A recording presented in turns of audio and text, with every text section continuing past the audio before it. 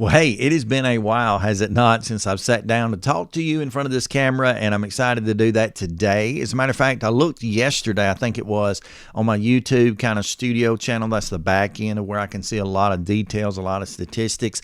I looked there on yesterday. I think it's been actually 17 days since I sat down, or at least released the video to you all, and I apologize for that. It's been a very busy time. I've been traveling a good bit. As a matter of fact, I was in Indiana on last week, and so if you're from the Anderson, Indiana area, it's hard to say that, Anderson, Indiana area. I was actually up there, and I tried to reach out to some of you, and I'm glad to get to actually meet a few of you during that time, so thank you for that. That was a wonderful time.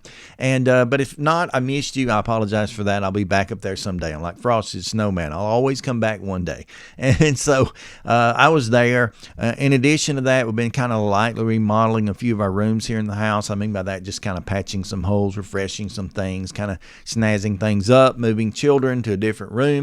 You know, bigger kids get the bigger rooms and stuff like that. So I've been doing that. That's very busy. At least been a pretty busy time for me anyway. And then on top of that, my son being a senior in high school, there's a lot going on with his senior year. Particularly, he's playing football right now. He's a wide receiver on our team, and so we've been there for him, all those games. That's involved a little bit of travel and stuff as well. And then, of course, him being in practice every single day after school and that sort of thing kind of puts us a little bit off homework, you know, different things. We just deal with them differently. It's been very busy. So my apologies for not being here to talk to you since that time. However, today I want to talk to you about something that I think that you'll be extremely familiar with to a point. But at the end of this, I want to put a little twist on that thing. Okay, so I'm going to come all the way to the end of this. Toward the end of the video, we're going to kind of twist what we're talking about, and hopefully it'll be helpful to you as a pre and or post transplant patient. Okay, so let's talk for just a moment about the term, or the acronym, if you will, PPE. Are you familiar with that? PPE. Now, back in 2020, in and around the time of COVID particularly, we heard the term PPE used very often because for then it was an acronym for personal protective equipment. Okay, so PPE was personal protective equipment, and it came about in various forms. I think mainly back then it had to do with the medical field, and then later even us as citizens, where we were encouraged to wear some form of PPE anytime we went out in public situations, and that included things like mask for one of them. And I'm thankful that I always had a great relationship with the VOG mask company. They've given me masks to give away, and by the way, I still have a few of those. So if you're interested in getting a VOG mask,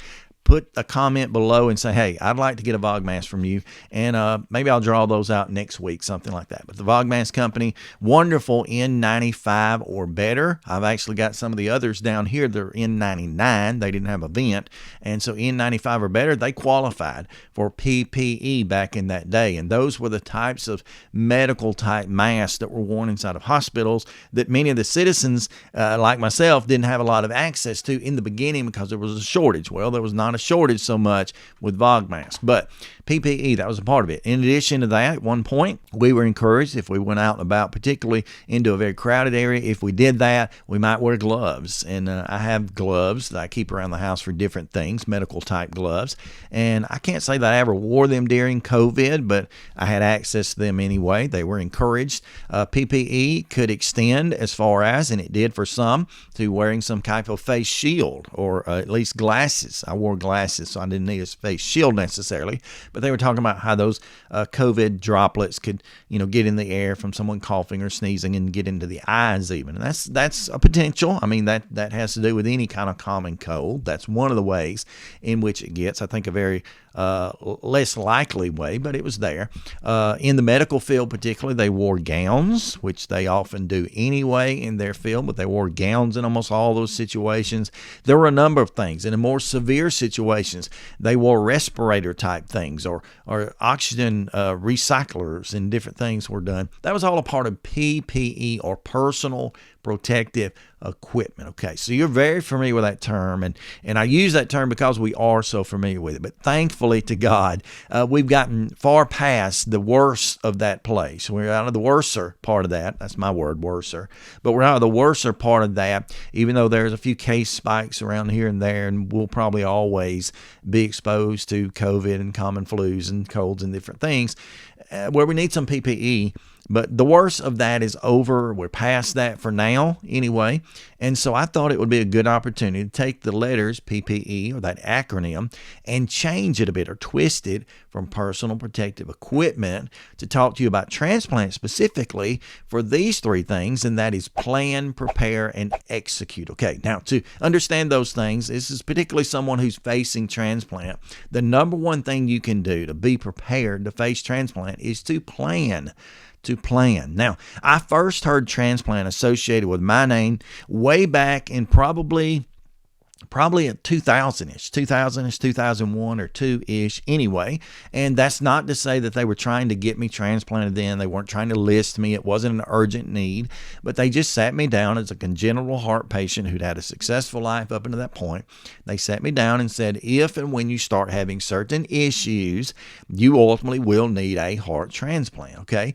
That didn't really bother me. That didn't even faze me, for that matter. I just knew that was a part of my future, and I faced it headstrong. And it really I never even cared very much, but that's what they had told me.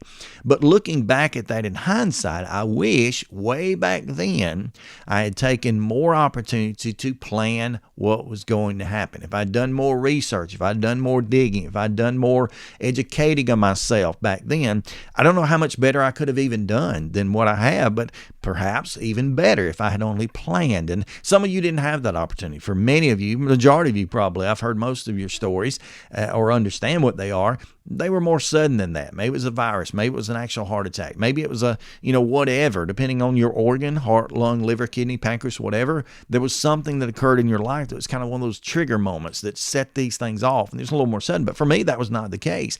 I had the opportunities. I had the warning, if you will, the long-term outlying warning, but I didn't plan very well. And I would, if I had it in hindsight to do, that rear view, mirror view is oftentimes a good one.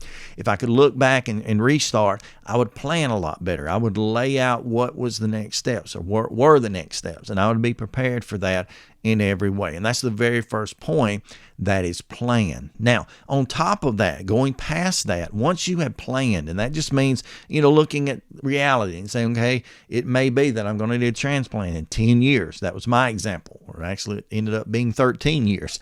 But I kind of going to have to watch for them. I'm going to start educating, start learning.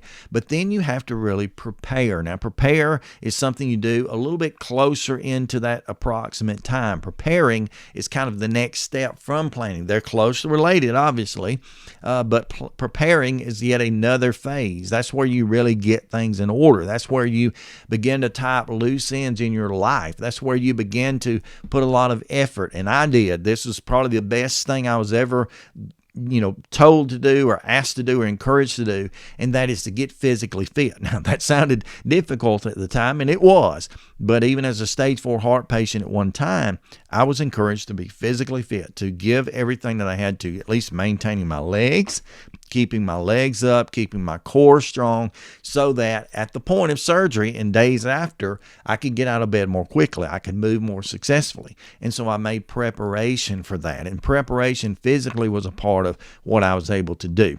Preparation as far as the diet changes that were going to come up. The pizza, the chili dogs, the cheeseburgers that I ate constantly prior to this. I had to kind of get prepared for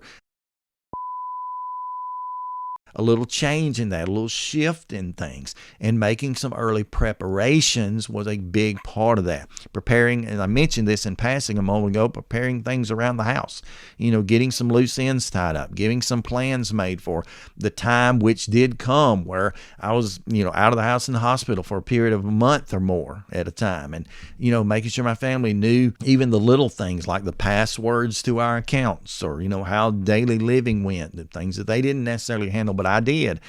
Make preparations. So that's the first part of the PPE, is to plan and prepare. And then the third one here is the most important, and that was execute. Okay. A plan that is not executed is not a plan at all. A preparation, or a preparing that is not executed doesn't matter. It doesn't matter how much time you spend putting into something if you're not willing to put out of that something in the end of this. So you have to execute. You have to do what you learn, what you practice. And this is kind of the shift between planning and preparing and executing. Kind of the dividing line there may be your surgery. It may be your transplant itself. And then you shift into execution. Now, how am I going to do this? How am I going to live this way? How am I going to improve my life? How am I going to be able to extend my life to the farthest borders? That's what you have to do. You have to execute, okay? So really just set in your mind every day of your life, when you wake up, when you pillow your head at night, whenever, but as soon as you start your new day, just put into your mind that you're going to execute, that you're going to give it your all every single day, and don't ever give up. Executing or execution is the key to living this life. There will be difficulties. There will be hard days. There will be bad days. There will be times when things feel, for lack of better terms, impossible, when the weight of the world is on your shoulders, when you're just so wore down by life. But you have to execute. You have to continue to move forward. You have to do what I say so often, and that is KOKO. That means keep on keeping. You got to press forward. You got to stay stronger in this. So just execute, okay? So when you think about PPE, yeah, personal protective equipment, that's something to file back in our minds. Hopefully we won't need to do that or know that as much as we once did.